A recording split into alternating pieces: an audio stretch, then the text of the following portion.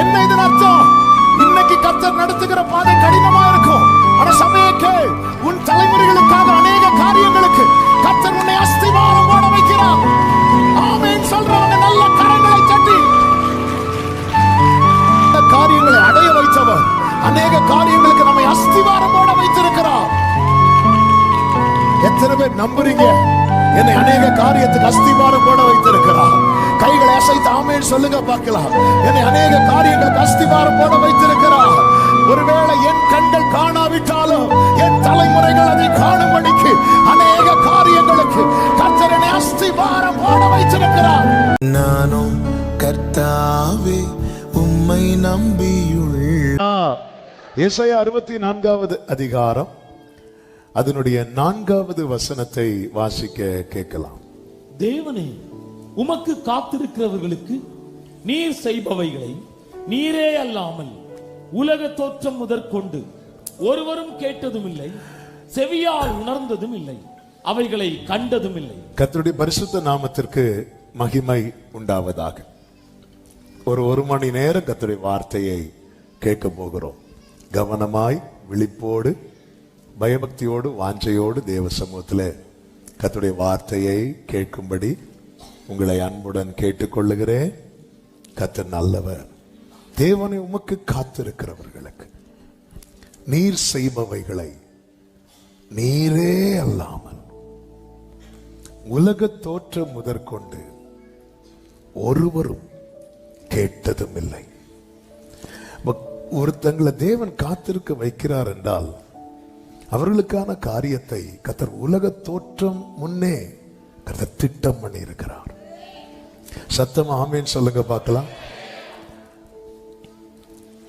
சங்கீதம் 132 அதனுடைய 13-14 வசனங்களில் எப்படி சொல்லப்பட்டிருக்கிறது? கர்த்தர் சீயோனை தெரிந்து கொண்டு அது தமக்கு வாசஸ்தலமாகும்படி விரும்பினார். இது என்றென்றைக்கும் நான் தங்கும் இடம், இதை நான் விரும்பினபடியால் இங்கே வாசம் பண்ணுவேன். 13-14 மறந்துடாதீங்க. எல்லாரும் சொல்லுங்க. 13-14 சொல்லுங்க. 132 13-14 102 13-14. ஆமென். என்ன 132 13-14? நான் சீயோனை விரும்பி தெரிந்து கொண்டேன். 102 13-14 என்ன சொல்லப்பட்டிருக்கிறது? தேவரீர் எழுந்தருளி சீயோனுக்கு இறங்குவீர், அதற்கு தயை செய்யும் காலமும் அதற்காக குறித்த நேரமும் வந்தது. அப்ப இங்க கர்த்தர் யாரை காத்திருக்க வைக்கிறார்? சத்தமா சொல்லுங்க. எல்லாரும் சொல்லணும், இங்க சும்மா இருக்க கூடாது. சொல்லுங்க. சீயோனை காத்திருக்க வைக்கிறார். ஏன் சீயோனை காத்திருக்க வைக்கிறார்? சீயோன் யாரு? கர்த்தரால் விரும்பி தெரிந்தெடுக்கப்பட்டது. தேவன் யாரை காத்திருக்க வைப்பார் தெரியுமா? யாரை கர்த்தர் விரும்பி தெரிந்தெடுத்திருக்கிறாரோ அவர்களை கர்த்தர் காத்திருக்க வைப்பார். இந்த பகல் வேளையில எத்தனை பேர் சொல்ல முடியும், கர்த்தர் என்னை சும்மா தெரிந்தெடுக்கவில்லை, கர்த்தர் என்னை விரும்பி தெரிந்தெடுத்திருக்கிறார் சொல்றவங்க கைகளை உயர்த்தி ஆமென் சொல்லுங்க பார்க்கலாம். விரும்பி தெரிந்தெடுத்த சீயோனை கர்த்தர் காத்திருக்க வைக்கிறார்.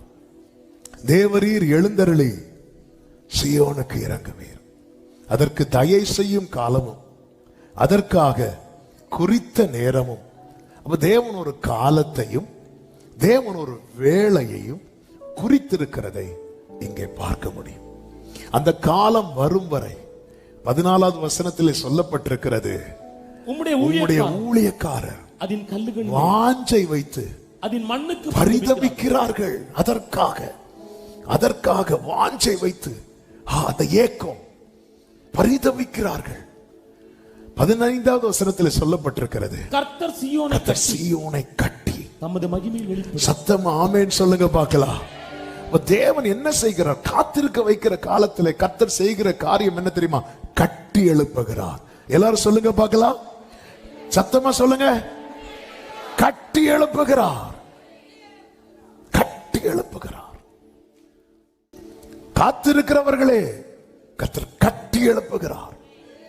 கட்டி ஏக்கம் எப்போ ஆண்டவரே, எப்பொழுது ஆண்டவரே? காத்திருக்கிற ஆண்டவரே, ஏங்குதப்பா, ஏங்குதப்பா ஆண்டவரே. தீவிரியம் காத்திருக்கிறவர்களுடைய அதிகமா காத்திருந்த நபர்களில் ஒரு நபர் தான் தாவீது. தீவிரியம் ஆண்டவரே. இன்னொரு இடத்துல சொல்லுவார், நான் இனி இராமற் போகும் முன்னே என்கிட்ட பொறுமையா இருங்கப்பா. ஆமென். தேவ பிள்ளைகளை ஏன் காத்திருக்க வைக்கிறார்? தேவ திட்டம் என்பது எப்பொழுது போடப்பட்டது? எஸ்ஐயா 42:9 இப்படி சொல்லப்பட்டிருக்கிறது, பூர்வ காலத்தில் தெரிவிக்கப்பட்டவைகள் இதோ நிறைவேறலாயின. பூர்வ காலத்தில் தெரிவிக்கப்பட்டவைகள். அடுத்து சொல்றாரு, புதியவைகளையும் நானே அறிவிக்கிறேன். அடுத்த வார்த்தை, அவைகள் தோன்றாததற்கு முன்னே அவைகளை உங்களுக்கு சொல்லுகிறேன். அவன் தேவன் சொல்லும் போது ஒண்ணுமே இல்லை. வெளிச்சம் உண்டாகட்டும் என்று சொல்லும் போது வெளிச்சம் இருந்ததா?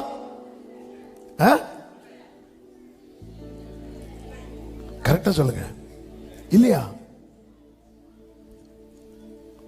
இருந்துச்சா இல்லையா? இல்ல, இருந்துச்சு. ஏன்னா அவரே யார்தான்? நன்மையான எந்த ஈவும் சோதிகளின் சோதினா லைட். ஆனா பூமியில இல்ல, எங்கேயுமே இல்ல. என்னதுன்னு அர்த்தம்? கர்த்தர் ஒண்ணு சொல்றாருல, அவர் என்னெல்லாம் சொல்றாரோ எல்லாமே நம்ம கண்ணு முன்னாடி இல்ல, ஆனா எல்லாமே அவருக்குள் இருக்கிறது. எல்லாமே அவருக்குள் இருக்கிறது. இந்த பூமிக்கு வெளிச்சம் எங்க இருந்து வருது? சொல்லுங்க, கரெக்டா சொல்லுங்க. கரெக்ட் தான். பகல்ல எங்க இருந்து வருது? நைட் எங்க இருந்து வருது? சூரியனை திராத நாள் படைத்தார். இதுக்கு நாங்க சண்டே கிளாஸ்ல சூரியன் எத்தனாவது நாள் படைத்தார்? 4வது நாள் படைத்தார். அப்ப முதல் நாள் படைச்சது எது? நீ பைபிளை மாத்தண்டா, நான் வேணா கேட்காம வேற நான் இருந்துறேன். முதல் நாள் எதை படைத்தார்? வெளிச்சத்தை படைத்தார். 4வது நாள் எதை படைத்தார்? அப்ப இந்த வெளிச்சம் எங்க இருந்து வந்துச்சு? உலகம் சொல்லும் சூரியன் இருந்து சந்திரன் இருந்து வெளிச்சம் வருது. ஆனா சூரியனுக்கே வெளிச்சம் யார்கிட்ட இருந்து வருது தெரியுமா? எழும்பி பிரகாசி, கர்த்தருடைய மகிமை உன்மேல் உதித்தது. இருள் பூமியையும் காரிருள் ஜனங்களை மூடும், ஆனாலும் கர்த்தர் உன்மேல். ஆமென் சொல்லுங்க பார்க்கலாம். ஹல்லேலூயா. அதன் அர்த்தம் என்ன? சூரியன் இல்லைன்னாலும் வெளிச்சம் தர வல்லவர் தான் நாம் ஆராதிக்கிற தேவன். நல்ல கரங்களை தட்டி, என்னை பிரகாசிக்கணும்னு கர்த்தர் டிசைட் பண்ணிட்டார்னா, இந்த உலகத்தின் பார்வையில் என் வாழ்க்கையில் சூரியன் அஸ்தமித்தாலும் என் வாழ்க்கையில சூரியன் உதிக்கும். இதை ஒரு தேவ புள்ள புரியணும். நாம் ஆராதிக்கிற தேவன் யார்? அவர் எவ்வளவு பெரியவர். என் வாழ்க்கையில தேவன் சும்மா காத்திருக்க வைக்கவில்லை. அவர் ஒரு பெரிய திட்டத்தை ஏற்கனவே போட்டிருக்கிறார். ஏசாயா 46வது அதிகாரம் அதனுடைய 10-11 வசனங்கள் என்ன சொல்லுகிறது? அந்தத்தில் உள்ளவைகளை ஆதி முதற் கொண்டும் இன்னும்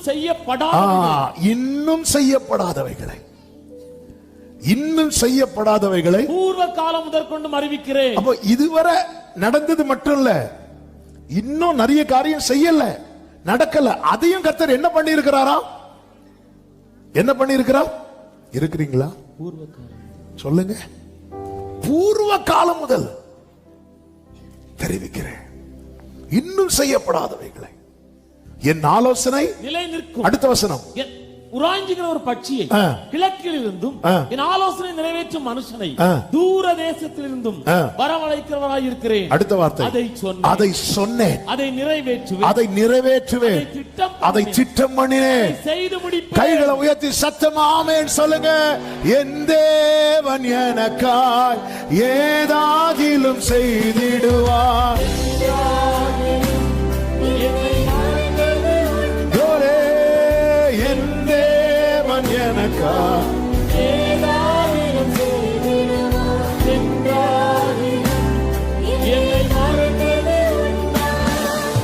கிரகிக்க முடியா சர்வஞானியே ரேஜனல மகரோ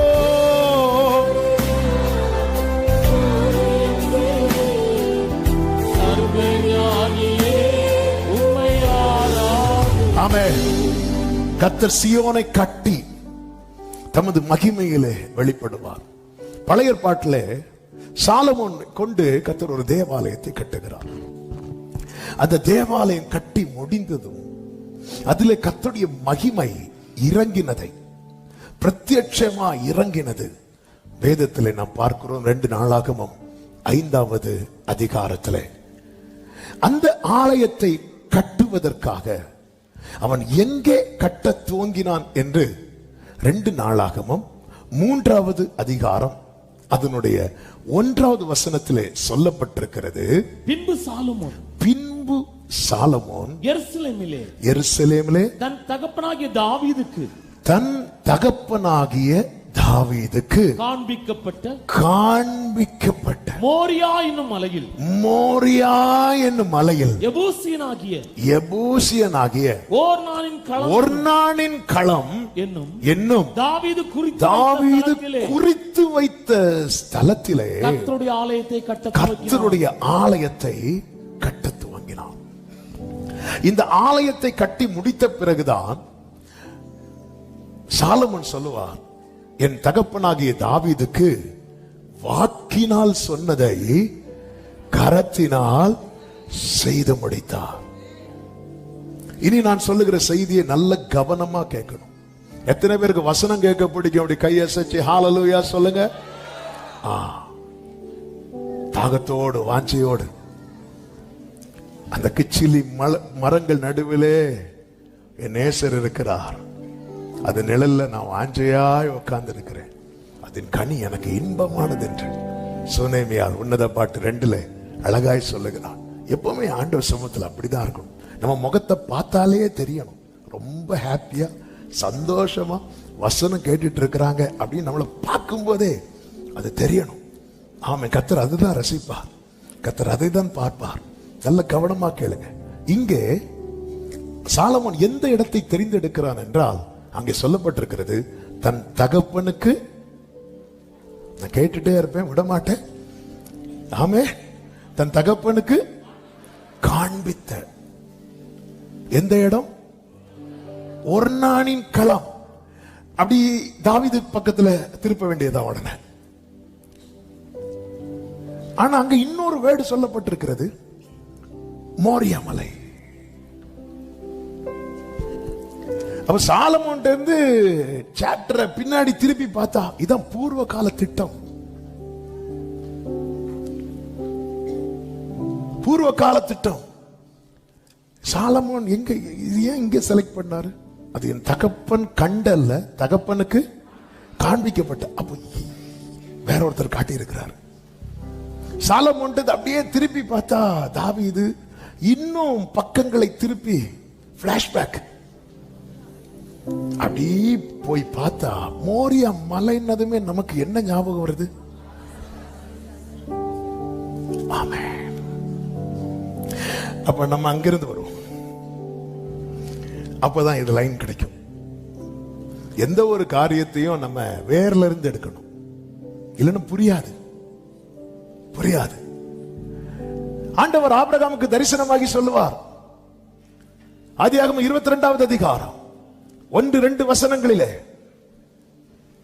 இந்த காரியங்கள் நடந்த பின்பு தேவன் ஆபிரகாம் 2வது வசனம், அப்பொழுது அவர் உன் புத்திரனும் ஏகசுதனும் நேசகுமாரனுமாகிய ஈசாக்கை நீ இப்பொழுது அழைத்து இப்பொழுது அந்த வேர்டை மனசுல வச்சுக்கோங்க. இப்பொழுது இதான் டைம். விருந்து பண்ணும் போது அமைதியா இருந்தார், விருத்த சேதனம் பண்ணும் போது அமைதியா இருந்தார். ஆனா இப்பொழுது ஆண்டவர் பாருங்க, தேவன் அவருடைய வேலையை ஒன்னையுமே மிஸ் பண்ண மாட்டார்.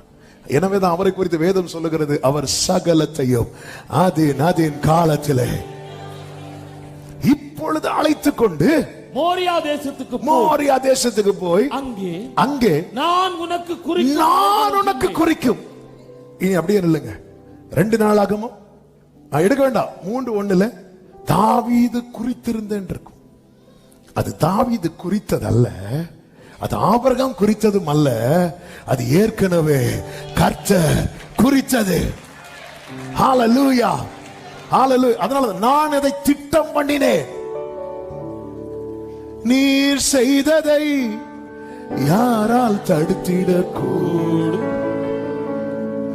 நீர் சொன்னதை யாரால் நிறுத்திடக்கூடும்? நீர் குறித்ததை யாரால் அழித்திடக்கூடும்?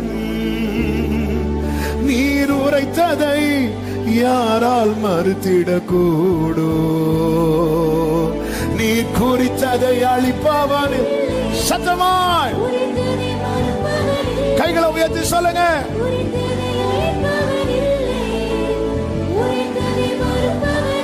ஓ வல்லமை நிறைந்த இயேசுவே. ஹalleluya. See, நல்ல கவனிங்க. ஈசாக்கு ஆபிரகாம் பலி செலுத்துவாரா மாட்டாரா, இதை அறிவது மட்டுமே தேவனுடைய சோதனை என்றால் மோரியா வரைக்கும் கொண்டு போக வேண்டிய அவசியம் இல்லை. வீட்டு பக்கத்திலே அதை செய்ய வச்சு டெஸ்ட் பண்ணி பார்த்திருக்கலாம். இந்த டெஸ்டுக்கு பின்னாக இருக்கிற காட்ஸ் பிரஷியஸ் பிளான்ங்கிறது அது ஒரு கண்ணும் காணவில்லை, ஒரு காதும் கேட்கவில்லை, ஒருவருடைய இருதயத்திலும் தோன்றவில்லை. தேவ திட்டம் என்ன? ஹalleluya. நீ மோரியா இப்பொழுது இதான் டைம். இனி நல்ல கவனிக்கணும். இப்ப ஆபிரகாமை கர்த்தர் சொல்ல ஆபிரகாம் ஈசாக்கை அழைத்து கொண்டு போகிறான். 3 days டிராவல் பண்ணி அழைத்து கொண்டு போகிறான். இந்த இடத்தை அப்படியே கொஞ்சம் வருஷம் கழிச்சு பார்த்தா தாவீது குறிக்கிறார். அப்படியே சாலமோன் நாட்களில் பார்த்தா ஆலயம் கட்டப்படுகிறது, மகிமை இறங்குறது. அப்படியே திருப்பி பார்த்தா ஆபிரகாம் ஈசாக்கை அழைத்து கொண்டு போகிறான். என்ன ஒண்ணுமே ஒன்றுமே தெரியாது, ஒன்றுமே தெரியாது. என் நினைவுகள் அல்ல உங்கள் நினைவுகள், என் திட்டம் அல்ல உங்கள் திட்டம். நமக்கு இப்பொழுது தெரியுது அங்கே சாலமோன் தேவாலயத்தை கட்டுகிறான் என்று. ஆனால் போகிற வழியில இவர்களுக்குடைய ஈசாக்கு ஆபிரகாமுடைய சம்பாஷணையில என்ன தேடல் இருந்துச்சு தெரியுமா? ஆட்டுக்குட்டி, ஆட்டுக்குட்டி. இவங்க ஆட்டுக்குட்டியை தான் தேடி போறாங்க.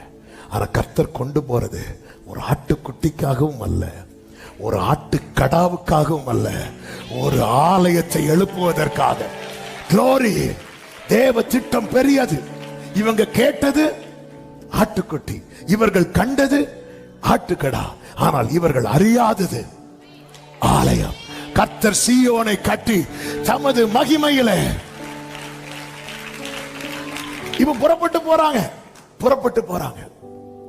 ஆண்டவர் அமைதியா இருக்கிறார். ஆபிரகாம் லைஃப்லயே ஆபிரகாம் 175 வருடம் இந்த பூமியிலே வாழ்ந்தார். 175 years. இந்த 175 வருடத்திலே ஆபிரகாமுடைய the toughest days என்ன அப்படின்னு கேட்டா இந்த 3 days. நம்ம வாழ்நாள்ல சில கடினமான நாட்கள் இருக்கும். இதுக்கு வேற ஆப்ஷனே கிடையாது, வேற ஆப்ஷனே கிடையாது. இப்படி ஐயோ அந்த நாளை நினைச்சா நான் வந்து இந்த கீபோர்டு வாசிக்க ஆரம்பிச்ச அந்த டைம்ல அப்பா கூட ஒரு மீட்டிங் கீபோர்டு வாசிக்க போயிருந்தேன். நானும் கூட 2-3 பிரதர்ஸும் உண்டு. அப்பாவும் இருக்கிறாங்க. கார்ல அப்பா ஃப்ரெண்ட்ல இருக்கிறாங்க, நாங்க பின்னாடி இருந்து பேசிட்டு இருக்கிறோம். பேசிட்டு பழைய நடந்த காமெடியான சம்பவங்கள், ஜாலியான சம்பவங்கள்லாம் மாறி மாறி பேசிட்டு இருக்கும்போது எதிர்ச்சியா நான் ஒரு வார்த்தை சொன்னேன்.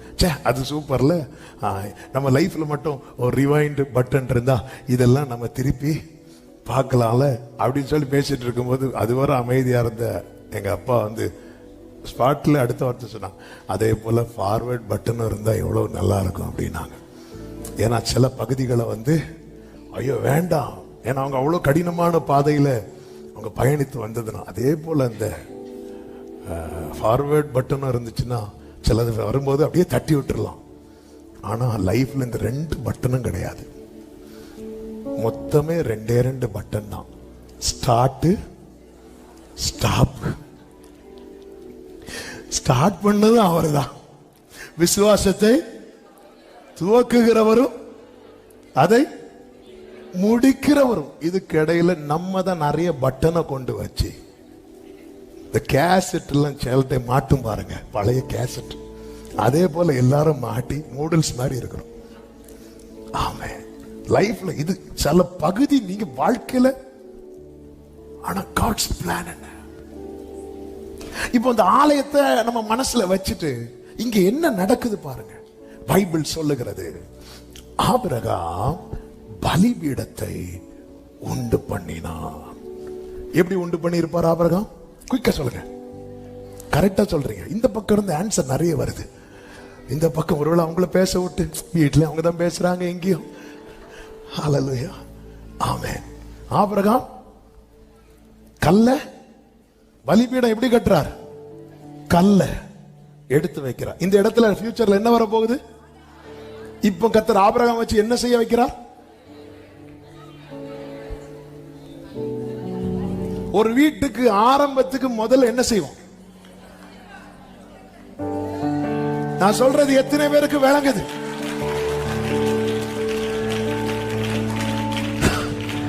ஆபிரகாம் உண்மையில் அங்க வந்தது கை போட. கர்த்தர் கை போட விடல, கல்லு போட விட்டார். என்ன இதன் அர்த்தம்? இன்னைக்கு கர்த்தர் நடத்துகிற பாதை கடினமா இருக்கும். ஆனா சபையை கேள், உன் தலைமுறைகளுக்காக அநேக காரியங்களுக்கு கர்த்தர் உன்னை அஸ்திவாரம் போட வைக்கிறார். ஆமென் சொல்றவங்க நல்ல கரங்களை தட்டி. உன் தலைமுறைகளுக்காக. நீ ஆபிரகாம் இந்த ஆலயத்தை பார்க்கல. ஆபிரகாம் கேட்டது ஆட்டுக்கடா. ஆபிரகாம் ஆட்டுக்குட்டி. ஆபிரகாம் கண்டது நம்ம கேட்டதை விட நிறைய தான் காண வைப்பார். ஆனால் வருங்காரியங்களுக்காக, அநேக காரியங்களுக்காக கர்த்தர் ஆபிரகாமை அஸ்திவாரம் போட வைக்கிறார். ஏன் ஆண்டவர் இந்த கடினமான பாதையில நடத்துறீங்க? இல்ல, கொஞ்சம் யோசித்து பாருங்க.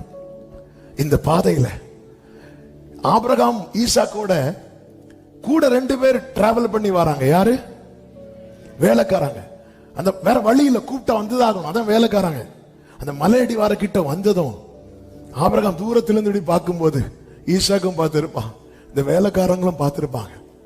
பார்த்துட்டு அப்படியே வேலைக்காரங்கள்ட்ட, நீங்க இங்கேயே நில்லுங்க. அவங்க எப்படி நினைச்சிருப்பாங்க தெரியுமா? எப்பாடா, ஹல்லேலூயா, நீங்க இங்க. ஆண்டவரே, அவங்களெல்லாம் நிறைய இடத்துல நிறுத்திட்டு எங்களை மட்டும் இழுக்கிறீங்களே ஆண்டவரே. நீ வேலைக்காரன் இல்ல, நீ என் பிள்ளை. ஆமென் சொல்றவங்க நல்ல கைகளை தட்டி. அவங்களுக்கெல்லாம் பிரச்சனையே இல்லையா ஆண்டவரே? அவங்களெல்லாம் அங்க இங்க ஸ்டாப் பண்ணிட்டீங்களே ஆண்டவரே. எதுக்கு ஆபிரகாமே? ஒரு ஆட்டுக்கடாவை காட்டுவதற்கு மட்டுமா உன்னை நான் இப்படி நடத்திட்டு வரேன்? உன்னை வச்சு நான் அஸ்திவாரம் போட வைக்கிறேன். ஆமென். அதன் அர்த்தம் என்ன? உங்களுடைய ஆண்டவர் சமூகத்துல நீங்க படுகிற ஒரு பிரயாசம் கூட அது வீண் போகாது. அது வீண் போக விட மாட்டார். ஆனால் சில சில சில சில கடினமான பாதையில கர்த்தர் நடத்துவது போலதான் இருக்கும். ஆனாலும் ஒன்றை புரிந்து கொள்ளுங்கள், அன்றியும் அவருடைய தீர்மானத்தின்படி அழைக்கப்பட்டவர்களாய் தேவனிடத்தில் அன்பு கூறுகிறவர்களுக்கு சகலமோ என் வாழ்க்கையில கர்த்தர் நன்மைக்காகவே செய்கிறார் சொல்லுகிறவர்கள் தேவனுக்கு மகிமையை செலுத்துங்க. பார்க்கலாம், நாம் பார்க்க வேண்டியதை நம் கண்கள் காணும்படி செய்வார். ஈசாக்க பார்க்க வைத்தார், ஆபிரகாமை ஆட்டுக்கடாவை பார்க்க வைத்தார். ஆனால் நம் தலைமுறைகள் பார்க்க வேண்டியதற்கு நம்மை கொண்டு இந்த ஆபிரகாமுக்கு தாவீதுக்கு எவ்வளவு கேப். ஆனா இதுக்கு பின்னாடி இந்த செயல்படுத்துகிற தேவனுடைய செயலை பார்த்தீங்களா? ஒருவரை வைத்து அஸ்திவாரம் போட வைக்கிறது. கொஞ்சம் யோசித்து பாருங்க. இந்த சாலமோன் கட்டின தேவாலயத்துல திரள் கூட்டம் ஆசாரியர்கள் நின்று கர்த்தர் நல்லவர், அவரை துதியுங்கள் என்று பாடுறாங்க. அதே இடத்துலதான் பல வருடங்களுக்கு முன்பு ஒரு வயதான தகப்பனும் ஒரு 20 வயசு வாலிபனும் 2 பேர் மட்டும் நிற்கிறாங்க. அற்பமான ஆரம்பத்தின் ஆளை யார் அசட்டை பண்ணலாம்? அற்பமான ஆரம்பத்தின் நாளை அவங்க நினைச்சிருப்பாங்களா? அப்பா ஆபிரகாமும் ஈசாக்கு நினைச்சிருப்பாங்களா?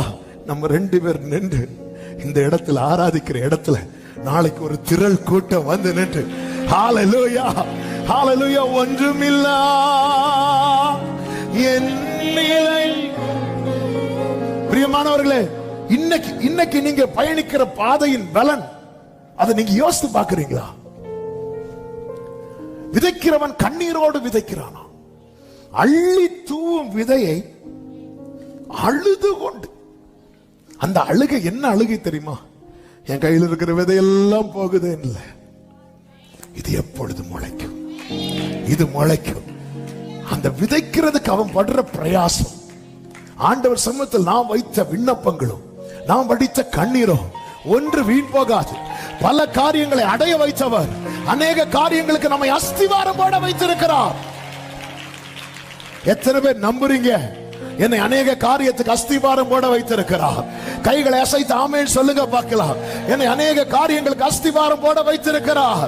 ஒருவேளை என் கண்கள் காணாவிட்டாலும் என் தலைமுறைகள் அதை காணும்படிக்கு அநேக காரியங்களுக்கு கர்த்தர் என்னை அஸ்திவாரம் போட வைத்திருக்கிறார்.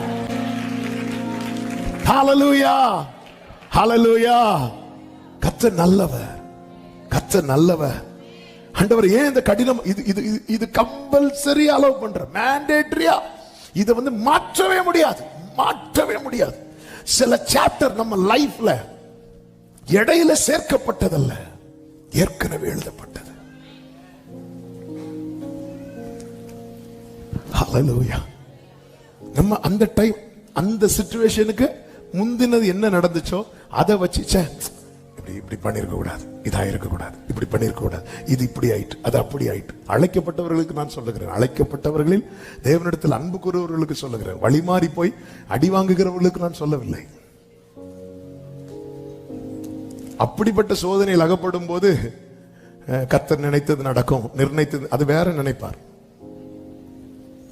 தன் சுய இச்சையினாலே சிக்குண்டு சோதிக்கப்படுறான்ல, அவன் தேவனால் சோதிக்கப்படுறேன் என்று சொல்லாதிருப்பானாக. யாக்கோபு 1ல தெளிவா இருக்க, அதை கிளியர் பண்ணிட்டேன். நான் சொல்லுகிறது, ஆண்டவர் வெயிட் பண்ண வைக்கிறார் தெரியுமா? விரும்பி தெரிந்தெடுத்த சீயோனுக்கு. நம்ம லைஃப்ல சில சாப்டர்ல இடையில இல்ல, இது இடையில இல்ல, ஏற்கனவே எழுதப்பட்டது, ஏற்கனவே. இங்க ஆட்டுக்குட்டி ஆட்டுக்கடலாம் ஆண்டவருக்கு மேட்டரே கிடையாது. எங்க ஆட்டுக்கடா இவங்க கல்லு பிறக்கும் போது இருந்துச்சாங்க இல்ல. இந்த ஆட்டுக்கடா இவங்க பார்க்கும் போது எங்க இருந்துச்சான்? புதர்ல சிக்கி கொண்டு இருந்துச்சான். அப்பாவும் பையனும் பார்த்துட்டு இருக்கிறாங்க, அவன் கண்ணுக்கு ஒரு பிரச்சனை கிடையாது. ஆனா இவன் ஆபிரகாம் கல்லு போட்டதுக்கு அப்புறமா கடாவை காட்டுறார். அதுவரை காட்டல, பல நன்மைகளை கர்த்தர் இன்னும் காட்டல. ஏன் தெரியுமா? நம்மளை வச்சு செய்ய வேண்டிய சில காரியங்கள் இருக்கிறது. ஆமென் ஹalleluya. ஏன் இந்த கடிதம்? யாக்கோபு பாருங்க, யாக்கோபு இன்னும் சிநேகித்தேன் அப்படிங்கிறார். யாக்கோபு லைஃப்ல அந்த கடினமான பகுதி என்பது யோசேப்பு இல்லாத தருணம். 20 வருஷத்துக்கு மேல ஆயிட்டு ரொம்ப அளவிட்டார் ஆண்டவர். யாக்கோபு எப்படி ஃபீல் பண்ணி அழுதிருப்பார், எப்படி ஃபீல் பண்ணி. எப்பவுமே பைபிள் படிக்கும் போது அதை அது ஒரு பிக்சரா கண்ணுக்கு முன்னாடி கொண்டு வந்து ஓட விட்டு தான் படிக்கிறது. எப்படி அழுதிருப்பார் தெரியுமா? நான் யோசேப்பை விட்டுருக்க கூடாது, யோசேப்பை நான் விட்டுருக்கவே கூடாது. ஏன்னா கொஞ்சம் முன்னாடி சகோதரர்கள் எல்லாரும் யோசேப் மேல எரிச்சலான மேட்டர் யாக்கோபுக்கு தெரியும். ஏன்னா யாக்கோபுக்கு கோவம் வந்துட்டு எல்லாரும் எரிச்சலா இருக்கிறாங்கன்னு யாக்கோபுக்கு தெரியும். யாக்கோபு என்னெல்லாம் சொல்லி அழுதிருப்பார். என் விஷயத்துல தந்திரமா இருக்க தெரிஞ்ச எனக்கு என் பையன் விஷயத்துல இருக்க தெரியாம போயிட்டு, என் விஷயத்துல தந்திரமா செயல்பட தெரிஞ்ச எனக்கு என் பிள்ளை விஷயத்துல செயல்பட முடியாம போயிட்டு, இப்படி நான் நினைச்சு பண்ணிருக்க கூடாது. அவன் நான் போய் இருக்கணும், நான் போய் இருக்கணும். சொல்லி சொல்லி அழுதுட்டு இருக்கிறார். கர்த்தர் நினைச்சிருந்தா யாக்கோபிட்ட சொல்லி இருக்கலாம், யாக்கோவே அன்னைக்கு தரிசனமாகி சொன்னார்ல, உன் அப்பா ஈசாக்கு தாத்தா ஆபிரகாம்னு ஒரு வார்த்தை சொல்லி இருக்கலாமே. சொல்லியிருந்தா என்ன இருக்கும் தெரியுமா? யாக்கோபு ஒண்ணு அழுது வாங்கியிருப்பான், இல்லைன்னா ஓடி போய் யோசேப்பை கூட்டிட்டே வந்திருப்பான். God's plan different. யாக்கோபே, உன் வாழ்க்கையில நான் சொன்ன வாக்குத்தத்தத்தை கொஞ்சம் யோசித்து பாரு. என்ன வாக்குத்தத்தம் ஆண்டவரே? பூமியின் வம்சங்கள் உனக்குள்ளும் உன் சந்ததிக்குள்ளும். அப்படி சொல்லும் போது யாக்கோபு ஒரு கல்லு மட்டும்தான், கல்லு. நீ யோசிப்பை போய் பார்க்கும் போது அது உனக்கு புரியும். யாக்கோபே, யாக்கோபின் ஆரம்பம் எப்படி இருந்துச்சு தெரியுமா? ஆண்டவரே, நான் போகிற இடத்துல எல்லாம் என்ன காப்பாற்றி எனக்கு உண்ண ஆகாரம் தாங்க. ஒருத்தங்க ஆகாரம் தாங்கன்னு ஜோம் பண்றாங்கன்னா அது ஆகாரம் குறைவில்லாதவங்களுக்கு அந்த ஜெபத்துடைய வேல்யூ தெரியாது. எங்களுக்கு இன்றைக்கு வேண்டிய ஆகாரத்தை எங்களுக்கு இன்று தாரோன்னு மனசார எத்தனை பேர் கேட்கிறோம்? ஏன் கேட்க மாட்டேங்கிறோம் தெரியுமா? ஏன்னா நமக்கு அன்னைக்கு வேண்டிய ஆகாரம் இருக்கிறது. அது இல்லாத சூழ்நிலையில் இருப்பாங்க தெரியுமா? அவங்களுக்கு தான் தெரியும். இந்த யாக்கோபு ஆண்டவர்கிட்ட அதுதான் விண்ணப்பமா வைப்பான். ஆண்டவர், நான் வேற பெருசா ஒண்ணுமே கேட்கலப்பா, எனக்கு சாப்பாடு கொடுங்க ஆண்டவரே. இந்த யாக்கோபுக்கு தான் கர்த்தர் பிராமிஸ் கொடுக்கிறார், உன் சந்ததிக்குள்ள பூமியில் உள்ள வம்சங்கள் எல்லாம் ஆசீர்வதிக்கப்படும். கர்த்தர் என்ன பண்ணார் தெரியுமா? ஒரு கடினமான பாதையில இந்த யாக்கோபை யோசேப்பை நடத்தினார். வருடங்கள் சென்றது. தேசத்துல கொடிய பஞ்சம் உண்டான போது எல்லாரும் சாப்பாடுக்காக யார்கிட்ட வந்தாங்க தெரியுமா? ஒரு காலத்துல எனக்கு சாப்பாடு தாங்கன்னு கேட்டான் அல்லவா, அவனுடைய பையன்கிட்ட. நான் சொல்ற வார்த்தை எத்தனை பேருக்கு புரிகிறது? என் தேவன் நல்லவர், என் தேவன் ஒருபோதும் எனக்கு தீமை செய்கிறவர் அல்ல.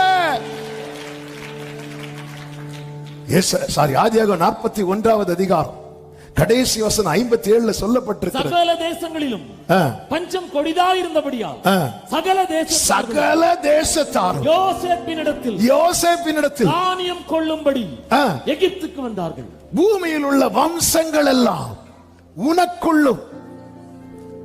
இது கிறிஸ்துவை குறித்த தீர்க்க தரிசனமாக இருந்தாலும் அது இவர்கள் காணாதது. ஆனால் இவர்கள் காணும்படி கர்த்தர் நடப்பிக்கிறதை பாருங்கள். ஹல்லேலூயா. என் திட்டமாசைகள் சிறியதன, உம் திட்டம் கண்டவுடன் புரிந்து கொண்டே. பாடுங்க. என்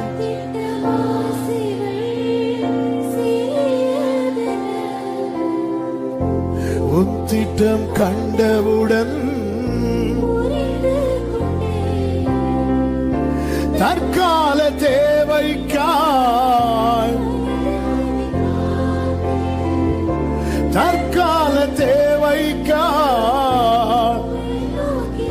ஆமென் தலைமுறை தாங்கும் திட்டம் தந்தீரே. தலைமுறை நான் கண்ட மேன்மைகள் எல்லாம் உம் கருத்தினீவு. நான் பார்க்கும் உயர்வுகள் எல்லாம் நீர் இந்த தயவு.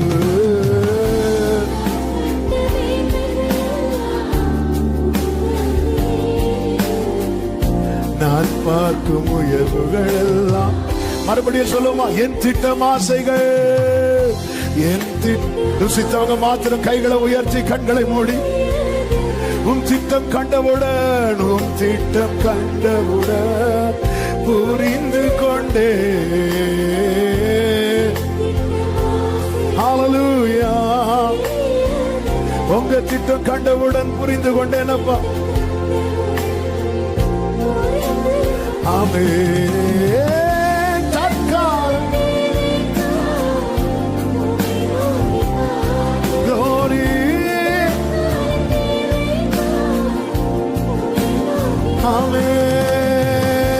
தலைமுறை தாங்கும் தலைமுறை தாங்கும். இதுவரை என்னை நீ நடத்தியதற்கு நான் நன்றியுள்ள இருதயத்தோடு என் ஆண்டவர் ஒருபோது தீமை செய்கிறவர் அல்ல. அவர் நடத்துகிற பாதை கடினமாயிருந்தாலும் உன் பின் நாட்களில் உனக்கு நன்மை செய்யும் பொருட்டு கர்த்தர் உன்னை சிறுமைப்படுத்தி சோதிக்க அனுமதித்தார். ஹalleluya என்பது எம்மாத்திரம் நான் கண்ட மேன்மைகள் எல்லாம், நான் கண்ட மேன்மைகள் எல்லாம் உம் கருத்தினீவு, நான் பார்க்கும் உயர்வுகள் எல்லாம். ஆமென்.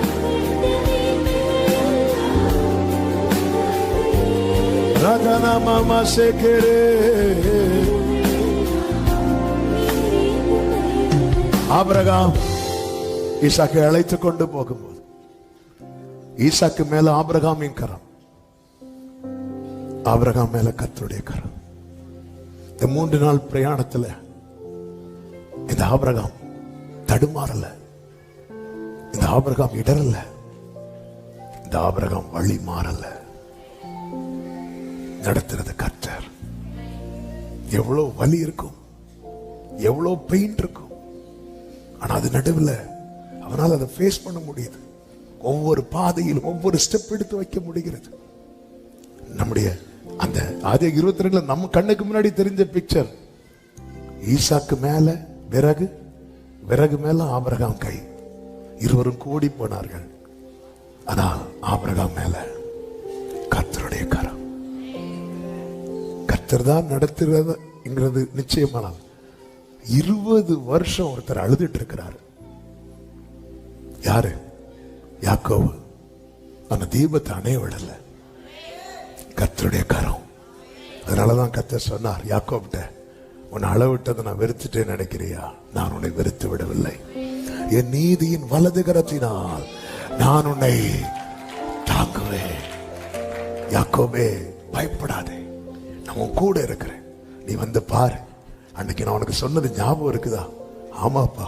அன்னைக்கு நீ என்கிட்ட எப்படி, உன் ஜெபம் என்ன? ஆண்டவரே எனக்கு சாப்பாடு கொடுங்க ஆண்டவரே. இன்னைக்கு பாரு, உன் பிள்ளை எல்லாருக்கும் சாப்பாடு கொடுத்துட்டு இருக்கிறான். ஆமா, இன்னைக்கு நீங்க எது எது உங்களுக்கு பெரிய தேவையா நீங்க அதுக்காக அதிகமா ஜெபித்து கொண்டிருக்கிறீர்களோ, நாளைக்கு உங்க தலைமுறைகள் இடத்திலிருந்து அந்த ஆசீர்வாதம் வெளிப்படும்படிக்கு கர்த்தர் என்னோடு தான் பேசுறார். நிச்சயம் உள்ளவர்கள் மட்டும் நல்ல கரங்களை தட்டி ஒரு சில நிமிடங்கள் தேவனை மகிமைப்படுத்தி அந்நிய பாஷைகளை பேசி, கர்த்தர் எனக்காகவே இந்த வார்த்தையை பேசுகிறார், என்னோடு தான் பேசுகிறார். ஆமென் சொல்லுங்க பார்க்கலாம். அப்போ ஆபிரகாம் ஈசாக்கு மனசுல இருக்கிறது ஆட்டுக்குட்டி, மலையில் இருக்கிறது ஆட்டுக்கடா, கர்த்தர் மனசுல இருக்கிறது ஆலயம்.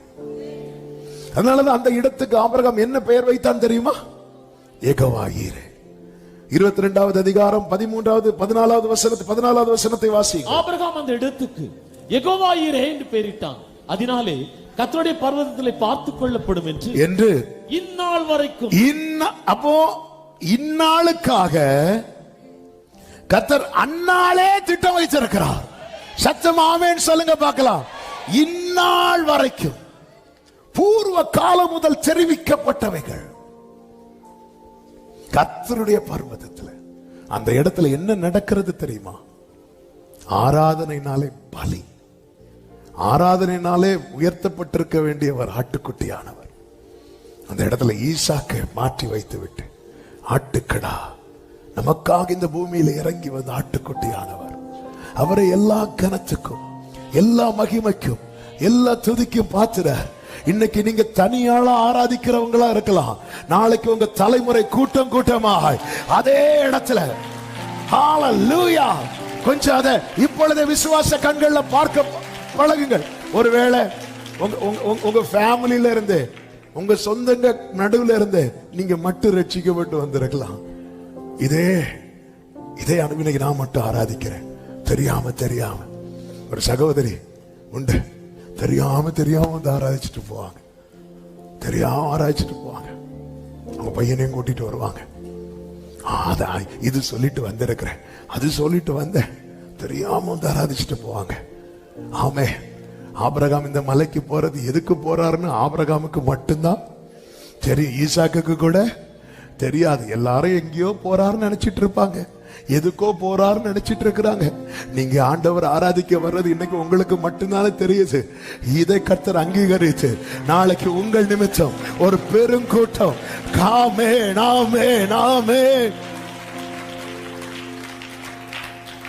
ஹalleluya ஹalleluya. இப்பொழுது பலி செலுத்தப்படுகிறதல்லவா, அந்த பலியை கர்த்தர் அங்கீகரிக்கிறார். அங்கீகரிப்பதின் அடையாளம் தான் கர்த்தருடைய தூதனானவர் மீண்டும் பேச ஆரம்பிக்கிறார். 15 முதல் நீங்க பாத்தீங்கன்னா பேச ஆரம்பித்து ஆசீர்வதிக்கிறதை பார்க்க முடியும். எப்பொழுதுமே புரிந்து கொள்ளுங்கள், நம்முடைய பலி அங்கீகரிக்கப்படாமல் பரத்திலிருந்து ஆசீர்வாதம் வராது. பலி அங்கீகரிக்கப்படாம ஆசீர்வாதம் வராது. பலி செலுத்தாம ஆசீர்வாதம் வராதுன்னு இல்லை. காயினும் பலி செலுத்தினான், ஆனா அங்கீகரிக்கப்படவில்லை.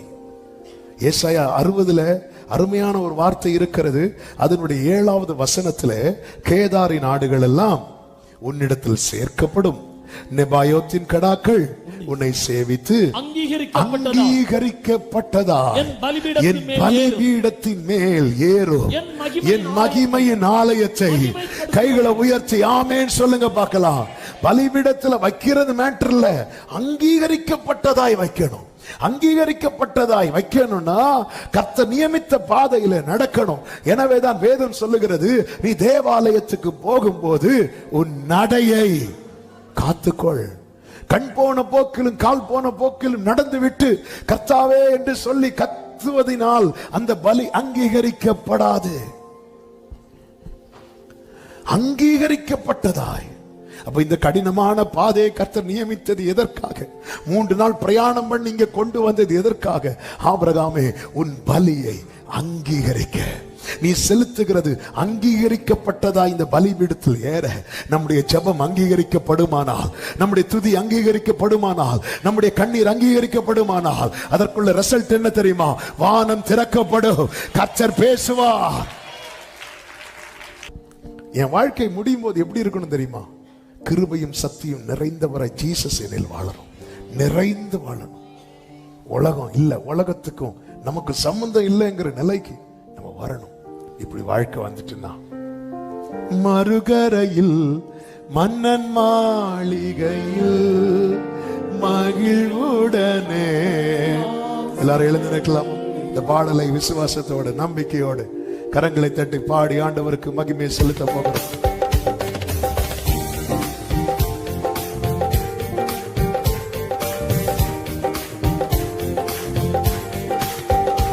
அழகாய் தீரள் தீரளாய் வெண்ணாடை அணிந்தோர் கூட்டத்துடன் அன்பர் இயேசுவின் முகம் கண்டு ஆனந்தி. ஆமென். மகிமையின் நாளது, மகிமையின் நாளது.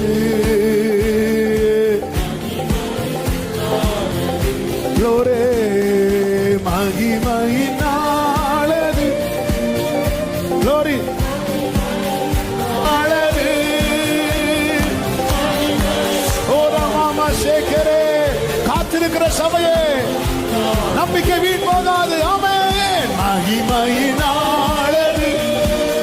ஓரமாமா, உன் தலைமுறைக்காக அநேக காரியங்களை அவர் அஸ்திவாரம் போட வைத்திருக்கிறார். மகிமையின் நாளது. மகிமையின்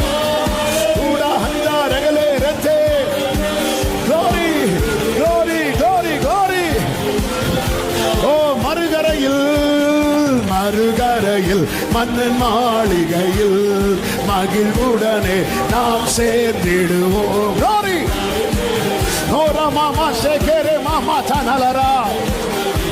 உலகத்திலே துயரப்பட்டோர் உலகத்திலே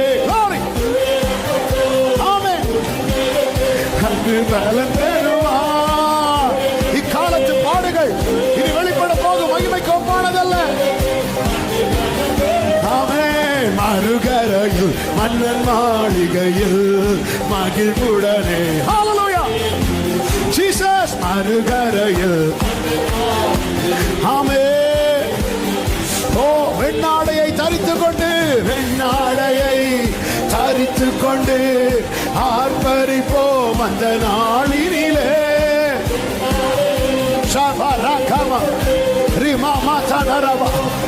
ஆமென், ஆமென், ஆமென், ஆமென். மறுகரையில் மன்னன் மாளிகையில் மகிழ்வுடனே.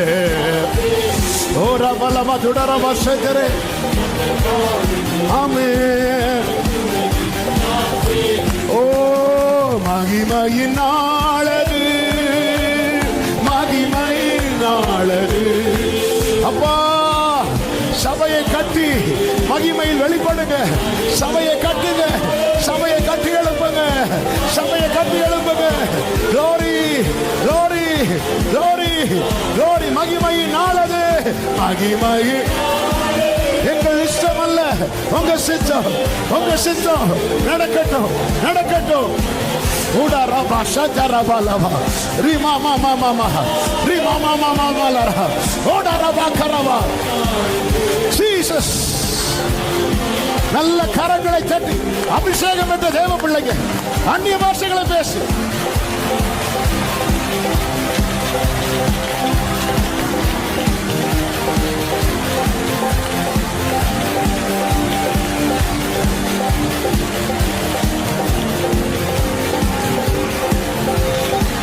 Jesus, Jesus. பாதை கடினம் என்று கலங்காதே. உன் தலைமுறைக்காக உன்னை கொண்டு அஸ்திவாரம் போட வைக்கிறார். ஹalleluya, ஹalleluya, ஹalleluya. ரே மாமா ஷேக்கரே மாமா அந்தியம் வரே.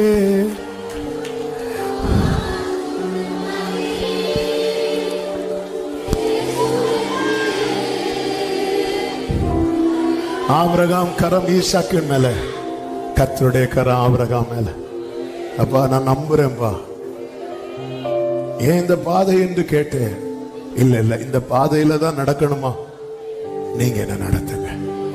வலது கரத்தை உயர்த்தி இந்த ஒரே ஒரு கோரசை மட்டும் ஜெபமா பாடி ஜெபிக்க போறோம். நீங்க பிடிச்சிடுங்க.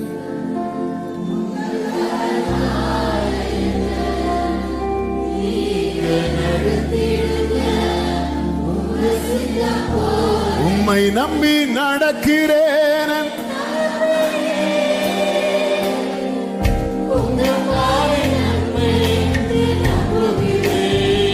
Glory be to Jesus.